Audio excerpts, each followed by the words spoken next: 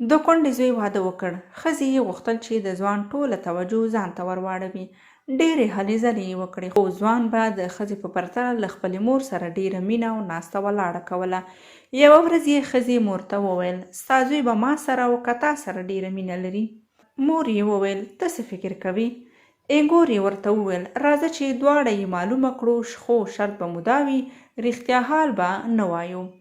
ځوان چې کله کور ته راشي، میرمن او مور یې سم شور جوړ کړی وي. دی همیش خپلې میرمنې ته وایي سمه شه او مور ته هیڅ هم نه. بله ورځ چې کور ته راغی، ګورې میرمن یې په زوره زوره چغې وهي. ځوان پوښتنه وکړه: څه شوي؟ ښځې ورته وویل: مور دې راڅخه ګاڼه غلا کړي دي. دې سره ځوان په میرمن ګزار وکړ. میرمن یې پوه شوه چې شرط مې وبایله او خاوند ته یې وویل: آیا غواړې چې کور درته پرېږدم؟ ځوان ورته وویل: ټولې دروازې خلاصې دي، هیڅوک ستا مخه نشي نیولی. میرمن یې غوښتل چې تر دروازې بهر ولاړه شي چې کیدای شي خاوند مې راتاو کړي، خو هغه هیڅ ونه کړه. بیرته راوګرځېده او سړي ته یې وویل: آخر خو دا راته ووایه چې ته د دې مور سره دا څومره مینه لرې چې نور د دنیا په سر هیڅ هم نه وینې، علت یې څه دی؟ ځوان ورته وویل: داسې مه وایه چې زه د دنیا په سر صرف مور وینم، نور هم وینم، خو د هر چا سره مور ځکه نشم برابرولی چې زه وړوکی وم، پلار مې همدې غمخوارې ته پرېښودم.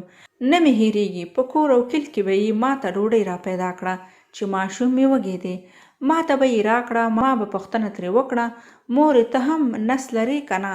دروغ به یې راته ویل چې نیمه مې ځان ته پرېښې، خو ما لیدل چې نور به هیڅ هم نه و. ما به دومره وخوړه چې مور ته هم څه پاتې شي. ځان به مې دې ته موړ ښوده، او چې کله به ما ځان په خوب واچوه، هغې به له ما پټه باقي ډوډۍ د خپلو اوښکو سره خوړله.